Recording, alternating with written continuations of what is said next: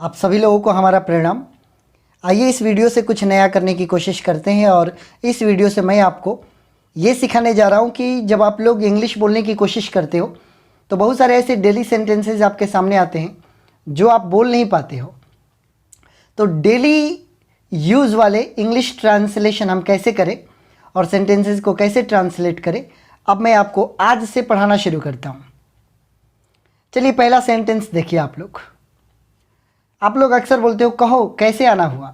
आप इसको इंग्लिश में कैसे बोलोगे? What kind of wind blows you here. Kind का मतलब प्रकार होता है, वाइंड मतलब हवा होता है, ब्लो मतलब बहवाना होता है। तो किस प्रकार की हवा आपको यहाँ बहा ले आई, ये एक फ्रेजल यूज़ है जो कि कहो कैसे आना हुआ के लिए अक्सर ये बोला जाता है, what kind of wind blows you here. Next sentence देखिए आप। मुझे अब कुछ नहीं कहना है। आप ये हमेशा हिंदी में बोलते हो ना, इंग्लिश में कैसे बोलोगे आप देखो। I have nothing to say now. I have nothing to say now. I have आप लोग बोलते हो ना, मेरे पास नहीं है कुछ भी। टू से कहने के लिए, नाउ मतलब अभी। मेरे पास कहने के लिए कुछ नहीं, यानी कि मुझे अब कुछ नहीं कहना है। ऐसे आपने ट्रांसलेट कर दिया। थर्ड देखिए आप। आखिर तुम चाहते क्या हो। अक्सर आप बोलते हो ना, आखिर तुम चाहते क्या हो। तो इंग्लिश में इसको कैसे बोलोगे आप? After all what do you want. ये आफ्टर ऑल आप लोग लर्न कर लें। आखिर के लिए आप हमेशा यूज़ कर सकते हैं आफ्टर ऑल। और व्हाट डू यू वांट ये बहुत ही कॉमन यूज़ है। तुम चाहते क्या हो, यानी कि तुम क्या चाहते हो। What do you want. Number 4 देखिए आप। मैंने ही तुमको कल फ़ोन किया था। आप लोग अक्सर किसी से बात करते हो और कोई कन्फ्यूज़न में है कि किसने कॉल किया था, तो आप बोलते हो मैंने ही तुमको कल फ़ोन किया था। इंग्लिश में कैसे बोलोगे? It's I who called you yesterday. बहुत सारे लोग ना इट्स मी यूज़ करते हैं।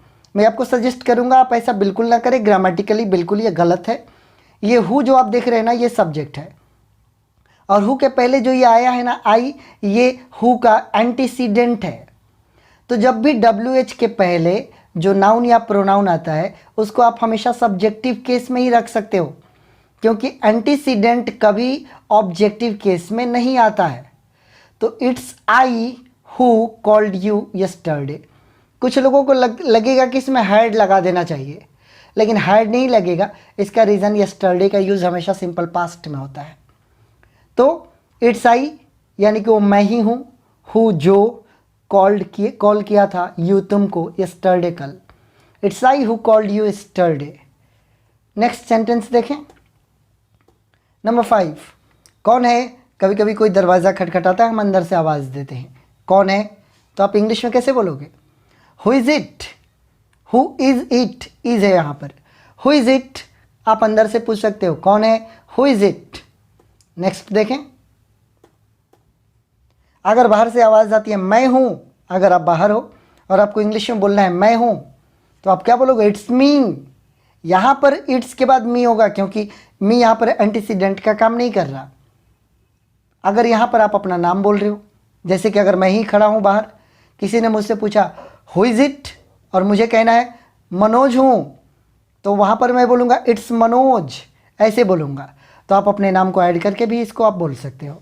नेक्स्ट देखें। इसमें मेरा क्या जाता है।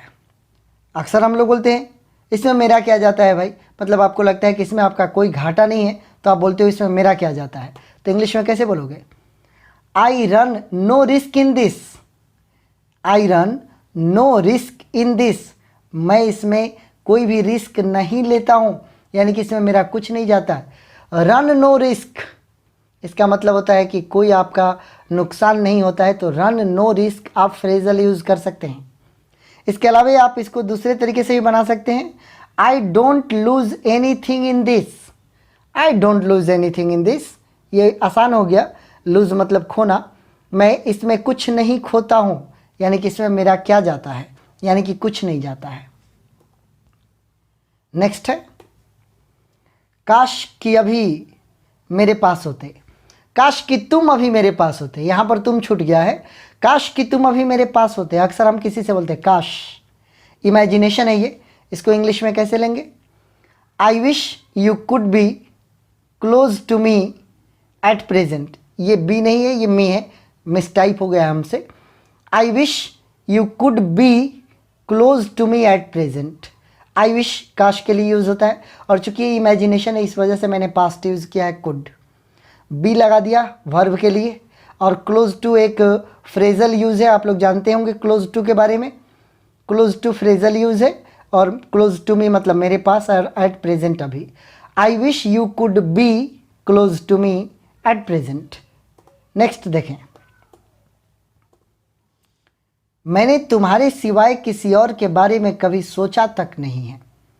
अक्सर हम अपने दोस्तों से, अपने रिश्तेदारों से, जिनसे हम प्रेम करते हैं, हम ये लाइन अक्सर बोलते हैं, मैंने तुम्हारे सिवाय किसी और के बारे में कभी सोचा तक नहीं है। इंग्लिश में कैसे बोलेंगे? आई have never even thought of anybody else except you. I have never, ये प्रेजेंट परफेक्ट का सेंटेंस है, तो आई have never even thought, even लगा दिए यहाँ पर क्योंकि सोचा तक नहीं है, यानी कि सोचा भी नहीं है। और जिस वर्ड पर एम्फेसाइज करना होता है ना, वहाँ पर आप इवन उसके पहले लगा देते हो, इसलिए मैंने वर्ब का थर्ड फॉर्म यूज़ किया है, थिंक का थॉट, और इसके पहले मैंने इवन लगा दिया है। इवन का यूज़ हमेशा याद रखेंगे, जहाँ पर भी आपको एम्फेसाइज करना है उसके ठीक पहले आप इवन का यूज़ कर दीजिएगा। आई have never even thought of anybody else. Anybody else का मतलब होता है कोई और, ये और जो आता है ना इसके लिए एल्स लगता है, कुछ और, कोई और, कहीं और, हमेशा वहाँ पर एल्स लगाइएगा। तुम्हारे सिवाय, सिवाय यानी कि छोड़कर, तो एक्सेप्ट हो गया इसका, except you. I have never even thought of anybody else except you. आप ऐसे इस ट्रांसलेशन को लर्न भी कर सकते हैं, और आप ऐसे सेंटेंसेज आप ट्रांसलेट भी कर सकते हैं, इसीलिए मैं आपको साथ ही साथ कॉन्सेप्ट भी क्लियर कर रहा हूँ। इस वीडियो के लिए लास्ट सेंटेंस देखते हैं। तुमने मेरी आंखें खोल दी। कई बार कोई हमसे कुछ कहता है तो हम ये लाइन अक्सर यूज़ करते हैं, तुमने मेरी आंखें खोल दी। तो इंग्लिश में कैसे बोलेंगे? You have enlightened me.